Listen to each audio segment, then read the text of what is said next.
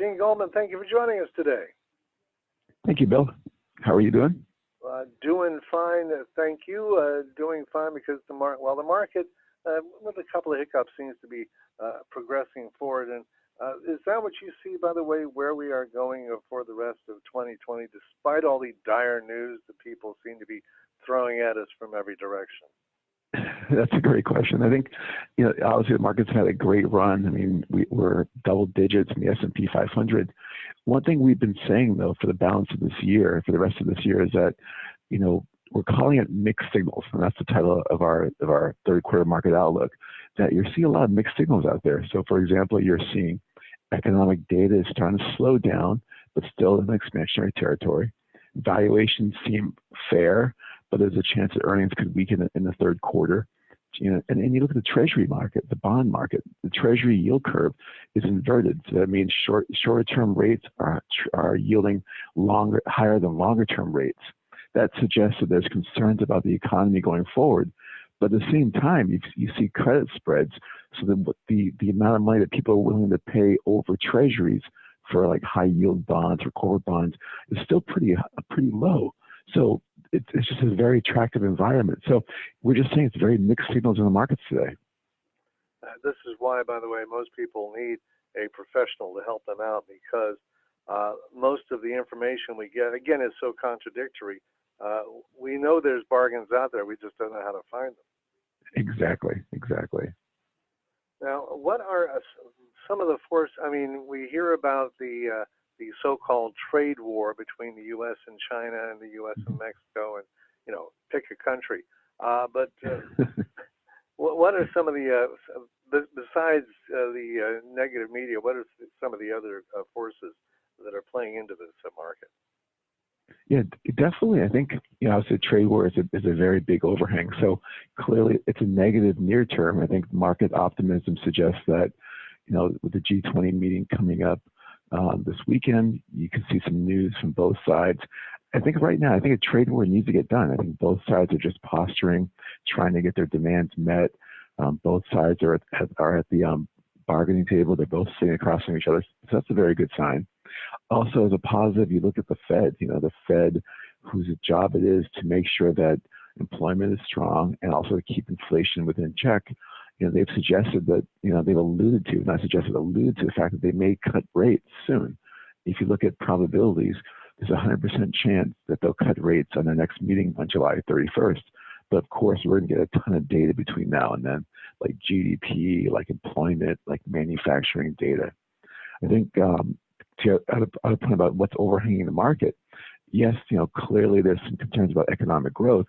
There's also another concern about Europe. Europe is really in a tough time right now. You have growing populism. You also have concerns about slowing economic growth. Manufacturing is weak.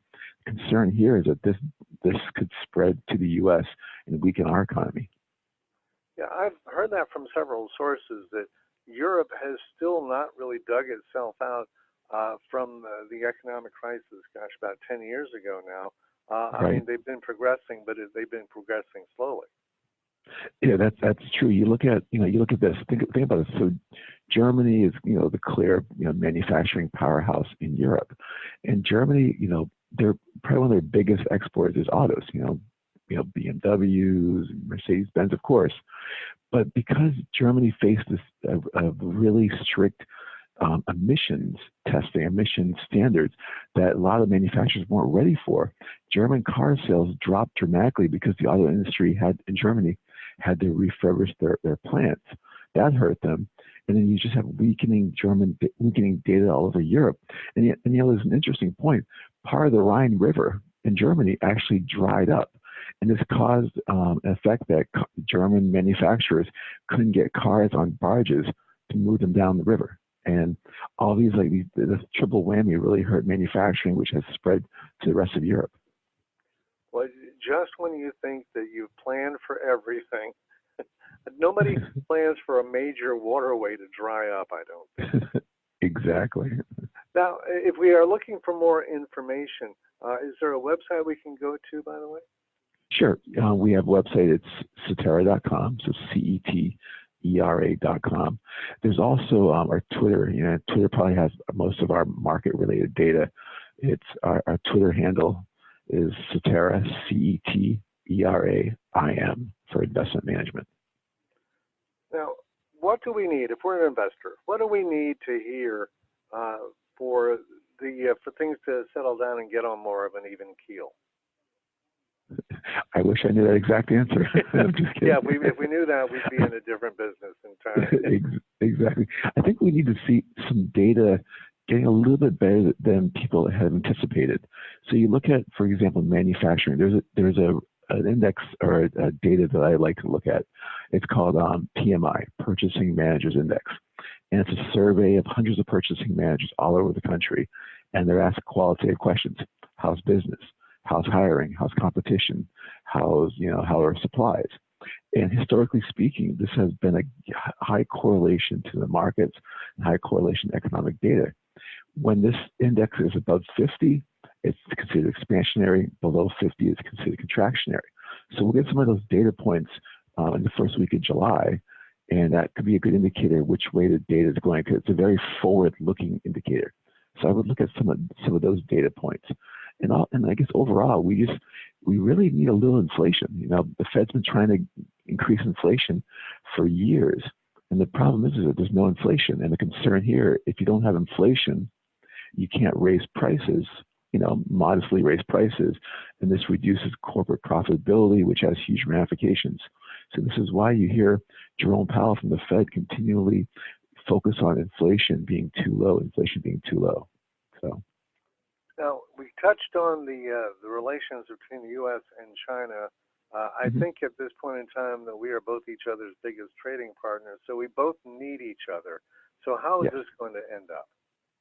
I truly believe it will end up very positive. I think both sides, the U.S. and China, are very, very incented to get this done. On the U.S. side, you think about, we've seen some weakening data on the economy, clearly trade war related. We've seen a stock market weaker. We saw it in the fourth quarter. Remember, there was trade concerns. Stocks fell 14.5%. Also in May, we saw a lot of trade rhetoric increase. Stocks had a terrible May. So the stock market is definitely reactive to any trade war news.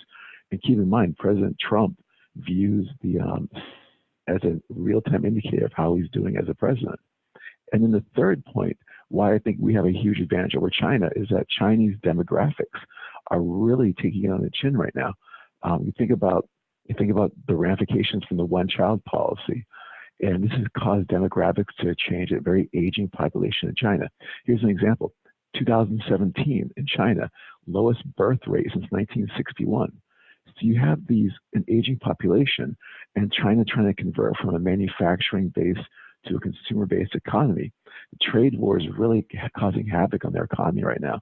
So this is our advantage, I think. I think we will win the trade war, or we will resolve the trade war favorably sooner rather than later. Now, in the current market, if we're investing, where should we be? Where should our portfolio be? What are there specific, or even just some ballpark percentages we should be at? Yeah, that's a great question. I would try to keep a balanced approach.